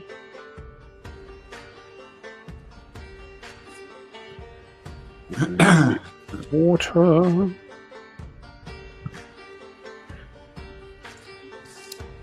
Now, what color is the fluff on the top of the boots, Kenny? Is it just like a whitey cream color? I think it's white. I think it's just white. Yeah, another endangered species destroyed for Teela. yeah, I think like it's like those giant hawks that are now going endangered in Eternia right now. Well, because Teela needs the boots. Because they ran out of whatever the beast was to make the black fur. It's gone. So now it's going for the hawks. Just deleted. What do you think about the casting for the He-Man film that's coming out? I don't know how real any of that is anyway, but I believe the He-Man film when it ever comes out. I don't know. I mean, come on. Like Jay, what's his name? Jared Leto. He said Jay Leno. Yeah, Jay Leno. He would make an awesome Skeletor. Hey, what are you doing? Yeah, him as I think he would give a really convincing man. He might be better than It might be better than Jared Leto. Yeah, he would give a really convincing man. So Jared Leto is Skeletor. I don't know how real any of that is, but I mean, he's got the cheekbones, right? But And it's got the empty eye sockets and the 1,000-yard stare already, so that's a good thing. yeah. Yeah. But are they gonna go the route of like CGing the face to look like a skull, or will they do like I don't know. If they do it properly, how at they least did, how they did like what was his name? Was it Frank Mangello? yes. Well, I mean, his was a complete prosthetic face mask, Right. but at least now we've got the technology to give some decent effects, I guess, to lean into Right. if they do it on Earth again with the weird dwarf guys, No. I don't know. Nah, I'm They're tuning going to out. kill it. It'll just be dead. They'll have to wait another whole generation to do another film. Yeah, I'm 100% tuning out. Yeah. And like, if they're gonna CGI anything, they better CGI the crap out of He-Man, because like that dude looks like I weigh more than him. You know what I mean? Like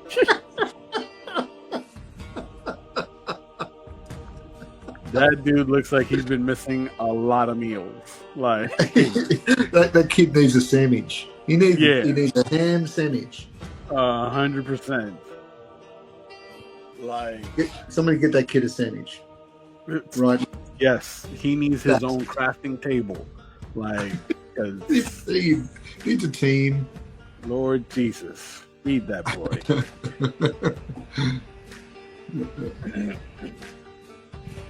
No, I didn't see that, Chris.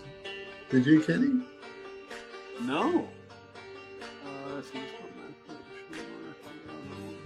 Oh wait, the one where it's like, oh yeah, where like you wear it like a hood, right? But it goes over your face, and then when you talk, like the jaw moves.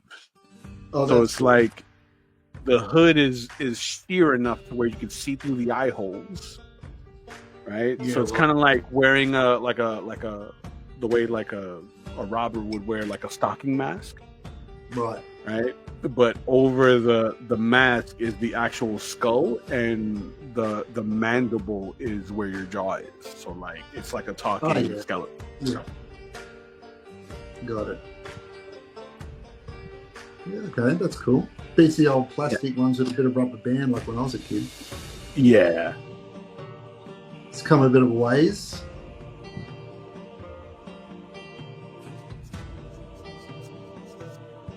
All right.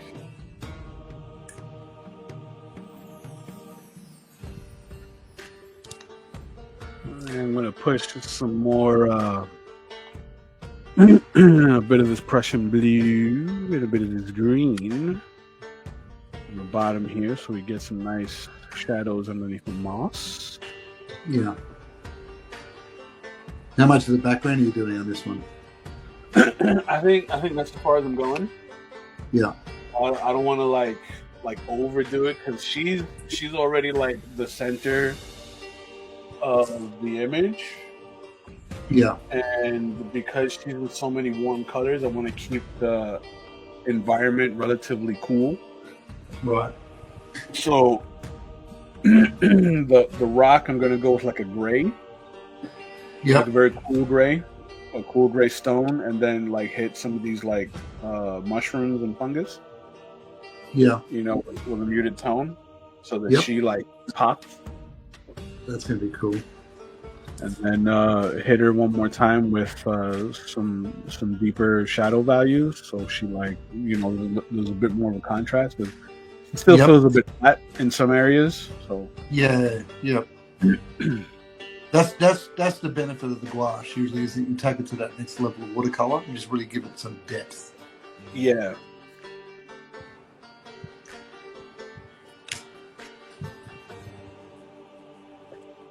For sure. it's like I'm sitting here applying, and I'm kind of like leaning back in my chair to, you know, get the full scope. Yeah. What's next on your commission list, Kenny? Are you going to do another X-Men character? On Monday for the Lead Poison live stream. Yep. I'm gonna be doing a Batman. Oh, that's cool. So no more X-Men characters for that client? So no, he he's got more that he wants to commission, but I told him you got to give me a break. Like, You gotta break it up. you gotta, because he was consistent, dude. Like he started off with a couple sketch cards, then he started like getting into bigger pieces, and I'm like, dude, I love the enthusiasm, but you got to give me a break. I gotta, you know. Yeah. So the same client commissions a Batman doing the Akira motorcycle slide. Oh, yeah, that's cool. So I can share it with you guys. The client has already seen it and he's already approved the composition. So I mean, it's gonna come out. It's still in the blue pencil. Yep. You can kind of see it. Oh, that's cool. Very Akira-like. Yes. So it's the Akira motorcycle slide back. Nice. Right, and I have his hand extended here, throwing 3 batarang. Nice one, dude. Right, I'm That'd be very cool. I'm gonna do like a very light cityscape behind him. Yep. And do like what I've been doing, the ink wash. Nice. The ink wash with the quill and a brush, so we keep the nice sort of pulpy black and white vibe going. Love it. I think I'm gonna spend the majority of the time like kind of rendering the tech on the motorcycle. Yeah, well, that bike, but you got the chops, you could do it. Yeah. Good. So that's what's on the docket for Monday's stream. Nice well, one. Monday here on the East Coast. Yeah. That's Tuesday morning for you guys, no? Yeah, usually streaming in the morning. I noticed that when it popped up on my thing, I was like, "Oh, Kenny's live." Yeah. So that's what I'll be doing for the Lead Poison live stream. And same deal as always. I'm gonna, because it's black and white, I'm gonna do it all in one stream. That once I knock out my blue pencil render for some light details, everything else I can do like live on the stream. Nice one. And get to have a good little conversation. And well, last one you had a pretty good turnout. Yeah. I had a pretty good turnout.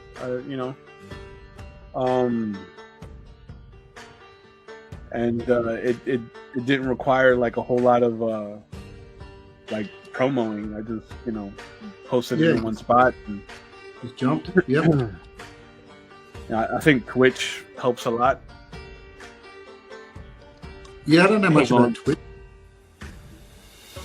Because on Twitch is kind of like how we used to watch broadcast television, how we would channel surf. Yep. So then yeah, you'll see Chris. I'll have that going on Monday.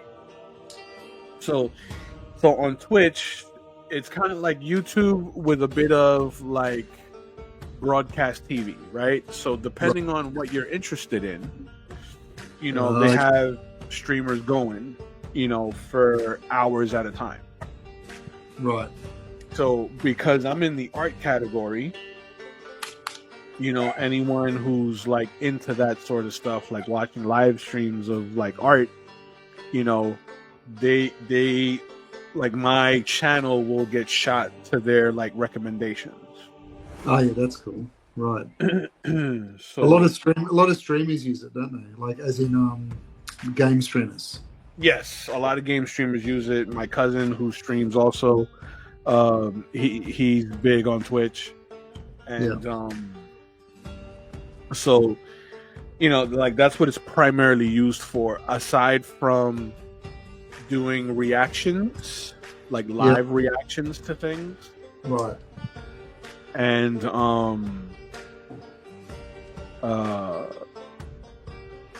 what's it called? IRL streaming. Right. So it's like, you know, someone taking a trip and they're vlogging the trip, but they're doing it live on Twitch. You know what I mean? Okay. Yeah. Is So it true though? Have I heard that TikTok has now been banned in the US? Is that correct? As of the 19th, Right. 19th, it's no longer going to be available Wow. in the App Store. Wow. That's going to for us sting a in the few US. people. Yeah. Yeah. Well, you know, corporate greed. Yeah. That's you know, that's what it boils That's it. down to. Yeah. But All right. Furry boots are done. yeah, I saw that. I saw that there's a TikTok alternative though that a buddy of mine put me on to. I think it was like 2 years ago. It was early last year. Right. Okay. It's an app called Clapper. Flapper. Clapper. Oh, Clapper. Yeah, like clapping your hands. Yeah. Okay. So it works. So it's basically TikTok, but for adults, right? So you won't find, you know, teenagers doing weird dances on there. Yeah. You know, it's more it's more like focused on like adult, not adult like naughty adults, but like just, you know, grown up content. Grown up content. Yeah, like you know, mature content with like, you know, your occasional like funny skits, your informative videos and stuff. I already have an account because my buddy who likes to like he keeps in the know with a lot of like tech stuff. Yeah. He told me about it, and like when I found that, I signed up for it. I got a couple videos posted on there. Yeah. You know, it works just like TikTok. It's just, you know, not for the teeny boppers. Right. You know. But now that you know, TikTok is going the way of the dodo here in the States, you know, I think it might be an influx of teeny boppers heading over to Clapper. It always happens. They did it with Facebook for a while there too, remember? That's true. You know, so who knows? But yeah, so I mean, here's what it is. I don't have a huge following on TikTok either. So Yeah. It makes me. It doesn't really affect me. And No.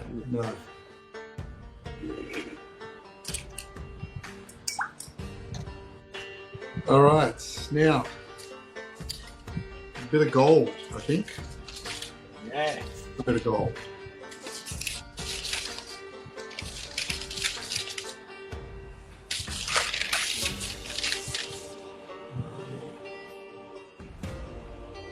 Alright, so now, what was the color of her staff? Oh, you got a staff or a sword? Staff. I gave her both. So I gave her the Here sword here, we and go. then the staff is on her shoulder. There you go. I'm just put it on screen, so it's gold. Gold staff. Perfect. Yeah. There. I might need to change this water soon. Let's get a bit of this going.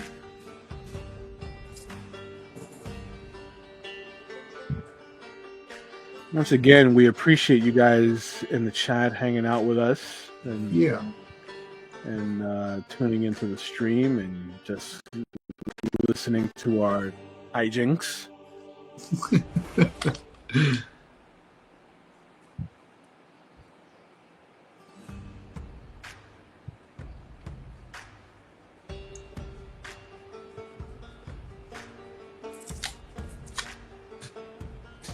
Yeah, so it's going to be a very interesting year. We've got some new Marvel stuff, more DC stuff, and Yes. Diamond Distributing just went into bankruptcy, so we'll see what happens with that. Yes. Nice. Yes, indeed. I mean, I heard Rob Liefeld talking about the other day about the notion that it's really it's leaned into the creator-owned world now. As it should. Yeah. As it should. Because the big wigs, have been in control for too long, and they've been gatekeeping and monopolizing a lot. So it was bound to happen. Just the notion of well, I can't remember the term he used, but it's the idea that the creator is now the business owner, in charge of distribution, in charge of sales, in charge of marketing, and a lot of it can be done on some of those platforms, like Whatnot and things like that. Absolutely. We don't have one in Australia yet. It hasn't. They assure me that it's eventually coming down this way, but it's not an option here at the moment. Absolutely. That one of our comrades, Rob Powers, aka Def Shogun, shout out to him. I just got the notification on my phone right now that he is live on Whatnot right now. Give our guy Rob Powers, aka Def Shogun, a follow on all socials. Def Shogun is his handle on everything.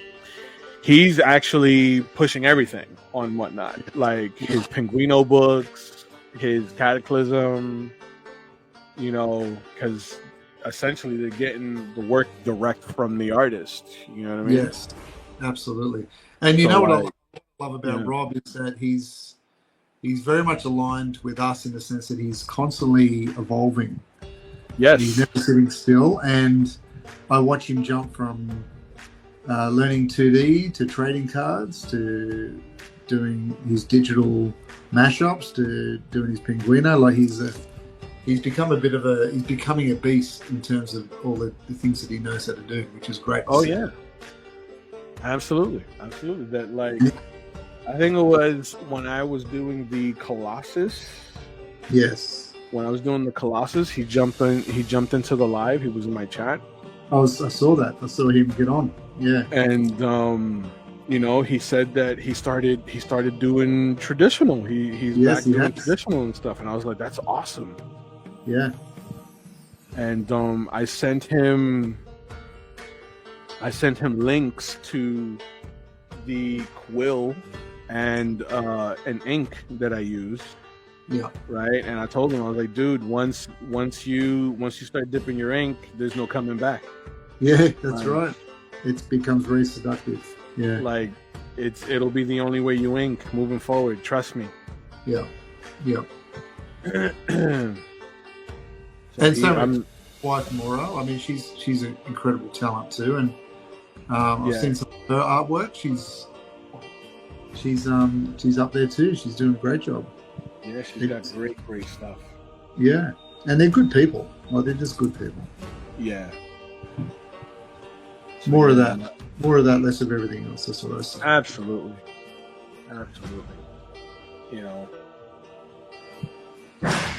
Okay, I like the way it's meshing. I like the way this is meshing right now. Yeah, let me have a look. See, I like your vine on the back there. Your tree with the moss hanging off the top. That was great.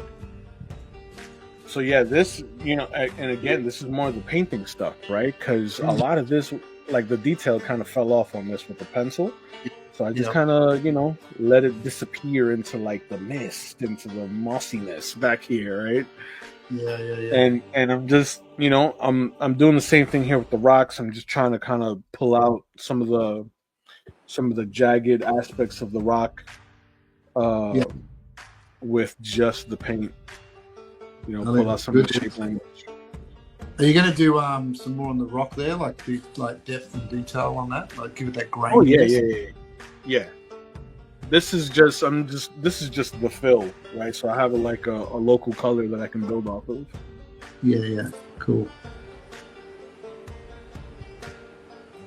That doing this combination of like a cool gray with a darker cool gray, just so I can get some of that sort of like rocky texture, Yeah. just so I can build off of it, and drop some nice shadows in there. Yeah. So I'm using a bit of little tiny drop of black, It's dangerous. the tiniest bit of black, some Prussian blue, some Bandai brown, just so I can get that deep gray that I'm looking for.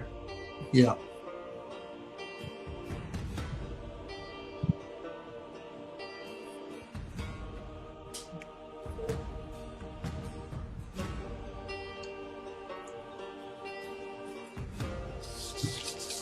And using this round brush, I feel like it gives me like that chunky little formation that I like.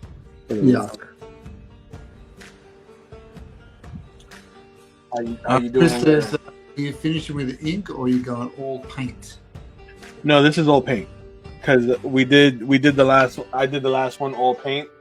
That's right. This one's gonna be all paint, but I feel like this one is gonna turn out cleaner than my last one, because there's been a bit of an evolution.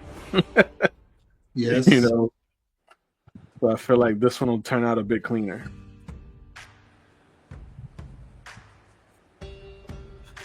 This one's gonna be all paint.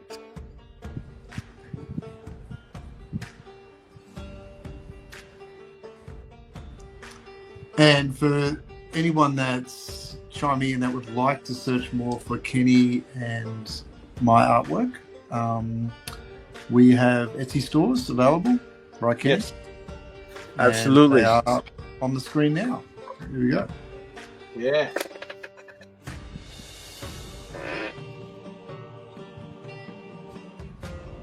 Yes, indeed.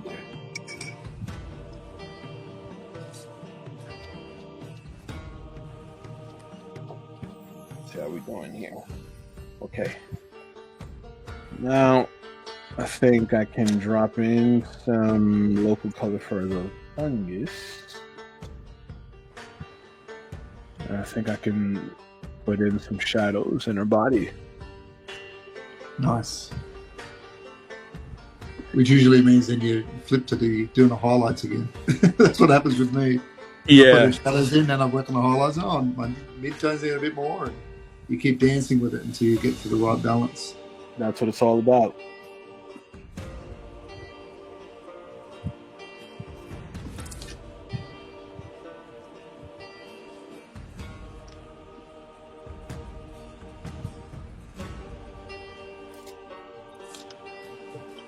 Trying to get a bit of gold effects. Chris doesn't remember who the last character was. Kenny? It was shoot, I forgot his name. Man at Arms? Stratos? No. Stratos. It was Stratos, yes, because it was like the wings, and then I had the sun. The Winged Warrior. Yes. Gotcha. You had some really beautiful sun effects coming through yours last time. That we had that conversation about like what's actually an outfit or part of his anatomy. That's like, right. Yeah. With what was feathers and what was skin? What? Right?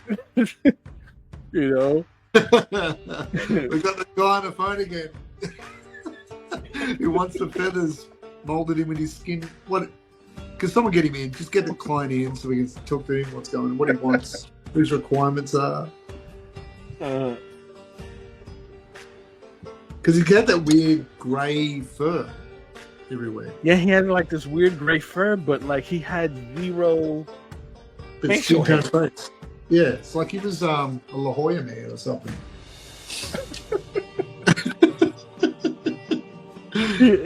Yeah, there's a cryptid deep cut for you.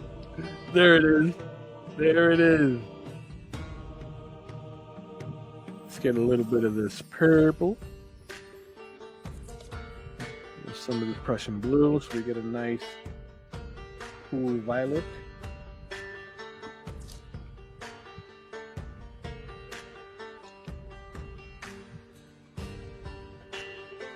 I like using purples with warmer tones. Yeah. Over blues. I find them to be more like consistent with like a warmer like local color. Yeah. It's a pretty safe undercolor to use purple as well. Yeah. That's why digital art is used a lot too. Oh yeah, I use it plenty. Yeah.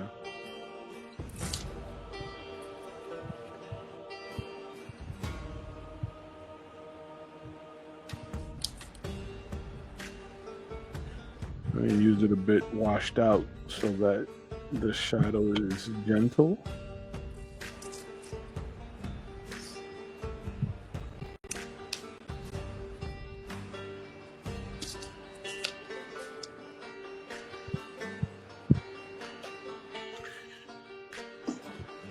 So they made an announcement for Tops this week. Okay. That the Star Wars Artifacts, which is a card series I worked on, is coming out on February the 4th. Nice. Safe to advertise that, and it's a bit different. If you remember, Kenny, it's a really big card set. Yeah, those were like the postcard size, right? The 5x7. Really big, really thick in card tone. Nice. And I think my understanding is the cost of the cards are a bit more premium, like they're a bit more expensive. As they should. But I've seen some of the art from some of the group of us. There's only 100 of us artists that were invited to do it. Oh wow! So it's a bit of an interesting group to be a part of, and some of their art looks amazing. So that comes out on the 5th of February. Oh man, I'm gonna look out for that. Yeah. Super premium cardstock, so it's really thick. It's really nice to work on. Oh, I bet. Took the gouache nicely, which is good. Now, do you seal the gouache after you're done? No, I don't do that. I mean, I don't know if it would take it. Like, I mean, I tend to push the cardstock as far as I can go with it. Right. I don't know if it would take the extra layer of moisture. Right. So I don't know. I don't know if I was using it properly or not, but I did get like a matte finish. Ah, yes. Right. and I had used it on a commission. Yep. It didn't ruin the commission, but it did wake up the watercolor. Yeah, you got to be careful, and I think sometimes you get a bit of bleed, especially with gouache, because it is a layer of moisture. So you just got to be. It's just a bit tricky, but I don't tend to experiment when I'm on the deadline. I get a bit fearful of that. I want to get it done and safely packaged. But yeah, I mean, it's it's interesting watching people work, because I mean, especially sort of being involved in the cards this year. Mm-hmm. It's seeing people doing everything from Copic markers to colouring in pencils to watercolours. And Tops have a tier program where they have different artists in different tiers, so they get invited to different things, like yourself. Yep. Oh, that's interesting. I didn't know that they had a tier program. They do. It's something they don't often talk about, but I've just learned it from the artists that have been in and around it for 15 years or so. Is that they it's always according to your abilities, your medium, and your deadline. If you can meet those three things at a high quality, then you get onto different tiers. Okay. And there's a team of people, so they align you with the properties that suit you. Right. Right. So it's always interesting to watch how that unfolds, because you hear a lot of the artists saying, "Oh, I didn't get invited to that, but I've been doing this one instead." Or Right. some people got approved to do Disney through Tops, but some people didn't. So Yeah. it's interesting. Yeah. I mean, I can disclose it here on the stream. I mean, Yeah. I got accepted to do Disney, but Yeah. and it was crazy because I got the email, and in the email it said, "Hey, we saw that you'd be interested to do some Disney Pixar stuff, but the licensor wanted to see like you do some Disney Pixar stuff." Yeah. Right. So I sent them a couple paintings that I did a couple years ago. Actually, it Right. was like I did a painting of Luca. Right. And his friend from the film, I think his name was Alejandro or something. Yeah. And those were painted, and I actually did those during one of my visits to Puerto Rico Comic Con for my cousin's kids who were like fans of Luca, right? Like she's got these twin boys. Yeah. So I did that for her, and I sent them an image of like Mickey Mouse sitting on a beach chair, like in the sand with some sunglasses and his like shoes off, so his toes were out and stuff. Yeah. Something fun, something lighthearted, right? And for the final piece, it was this this image of a client's daughters, right, who had just gone to go see the live action Little Mermaid. Right. And at the time that she commissioned it, like it had just come out. And she commissioned me to draw like her daughters as mermaids. Yeah. Right? But she wasn't very specific. So what I did was I painted them in the grotto, the underwater grotto with all the things. Yeah. That's cool. Right? And all the things that were on the rocks were like Easter egg, like items that, they would like understand, right. Little Easter eggs that they would, pick up on. Yeah. And I gave them the disclaimer. I was like, I did it in the Disney style, as per, the way the girls look, and tying it back to the Little Mermaid, and they totally dug it. You did it in the animation style. Right. Yeah. That would have been cool. It'd be interesting to see what those first sets of Disney look like. Yeah. Stuff. So it'd be interesting to see. Because I saw some people posted some amazing applications to that, like to be part of it, and they got rejected. So I'd be keen to see what people come up with. Yeah, I mean, I'll see what they. You're one of them. Yeah. What they have me do. Yeah. Because it was like Disney Pixar. It's like to be specific. It'd be fun to do an Incredible. That'd be fun. Yeah.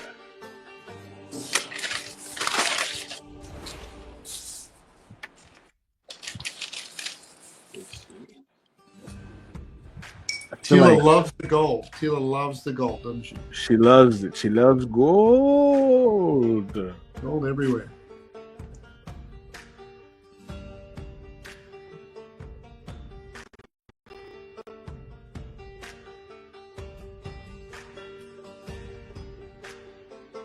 Yeah, we could push a little bit in here.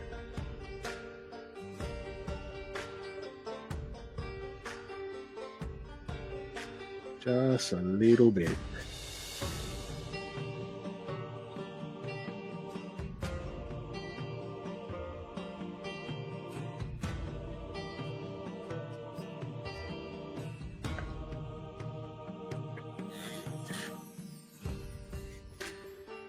I feel like this shadow in here is a little too intense. What do you think, Will? This inner thigh shadow here.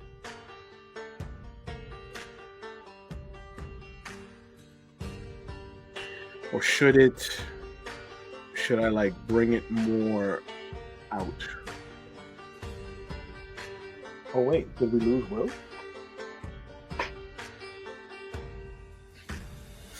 His phone must have gotten hot.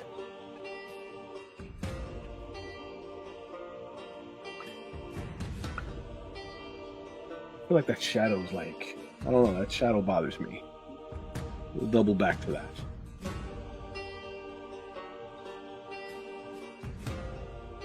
And then push a little bit in here under her knees. Get a little bit around that shin and around the cat. That should do it.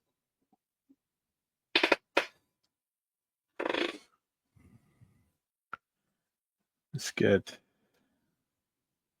a little bit in there as well.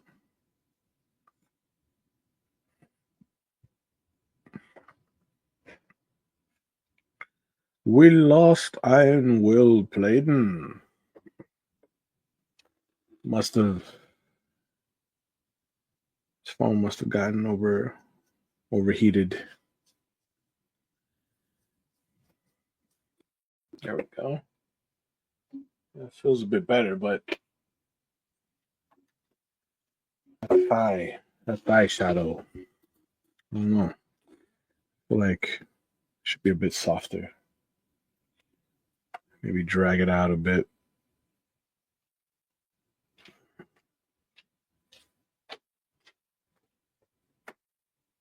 Because it looks too much like a bruise.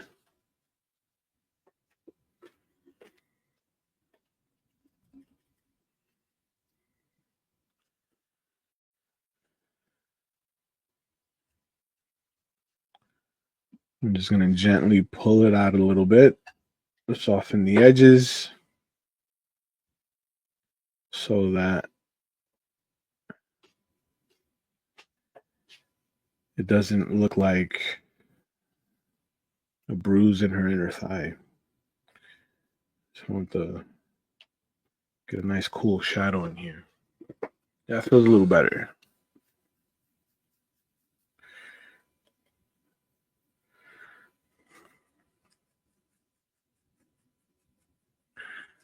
And then little circles, soften the edges. Much better.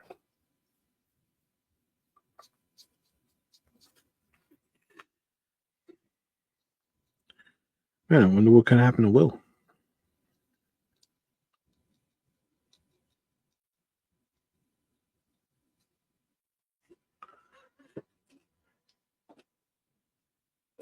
That feels bad. Well, we've been at this for a little over 2 hours.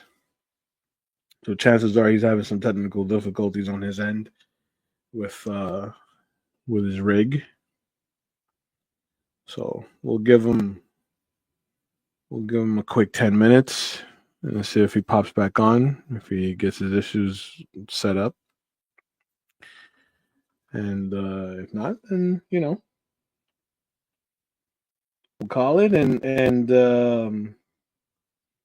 I'll say the goodbyes and so forth. And we'll be back next week. In the meantime, I want to get these shadows correct on these legs. I think I may have added too much Prussian blue. So no, it's fine. It's fine. Just because of how warm that local color is, she looks bruised. I think I'll come back over it with a bit of white to kind of soften it.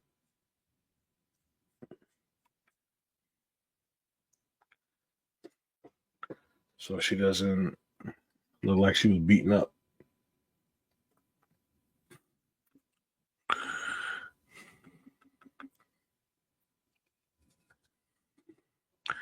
Let's see.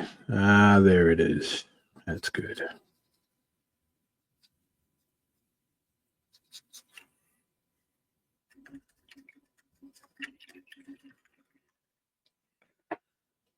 A bit of that. A bit of the skin tone. A bit of the white.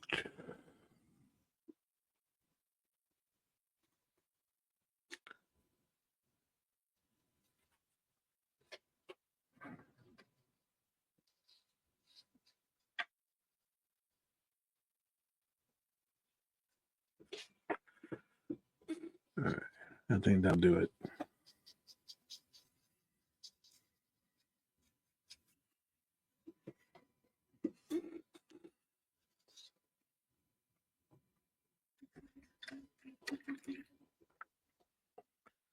All right. Well, it looks like Will's technical issues are relatively severe. So after I lay in this quick little layer of shadow on this thigh that's bothering me, we're gonna call it here, and we'll see you guys next week. And beforehand, I'll remind Will to charge his phone.